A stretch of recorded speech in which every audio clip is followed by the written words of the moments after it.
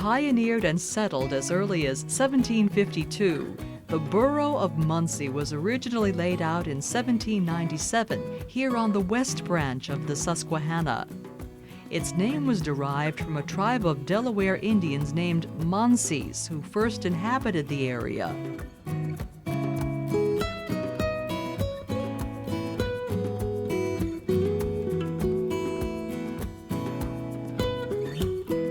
Approaching Muncy's Colonial Revival red brick post office, it may be easy to forget that this is where 4 different Indian paths came together in the Pennsylvania wilderness: Shamokin, Wyalusing, Wyoming, and Towanda.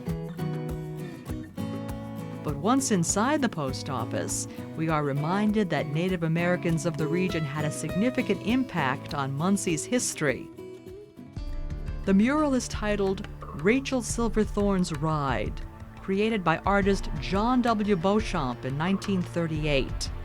It tells the story of a young woman, one of the settlers at the newly built Fort Muncy in 1778.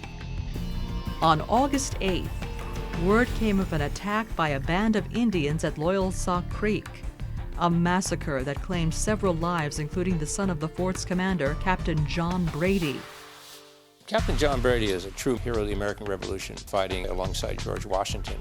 Washington sent Captain Brady and some other volunteers to protect the settlers from the Indians and the British who were wandering through the area at will, just burning crops and burning homes. A volunteer was needed to ride out along Muncy Creek to warn the remaining settlers of the approaching Indian attackers. No man stepped forward. Suddenly, young Rachel Silverthorne pushed her way from the back of the crowd, climbed atop Captain Brady's own white mare, and burst up the trail to warn the others.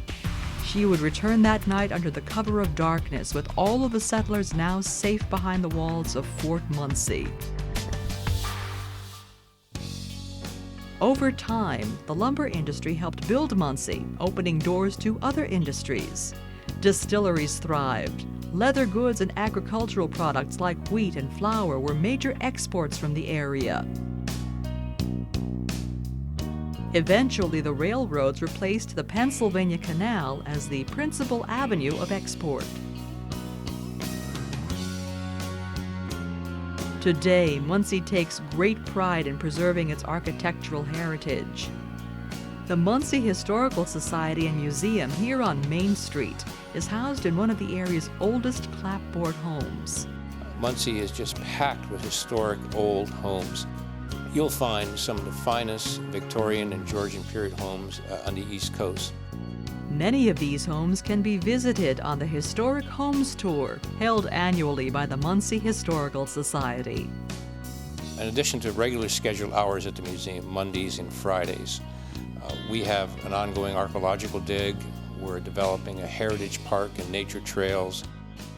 The 8 Square is a fully restored one-room schoolhouse dating back to 1872.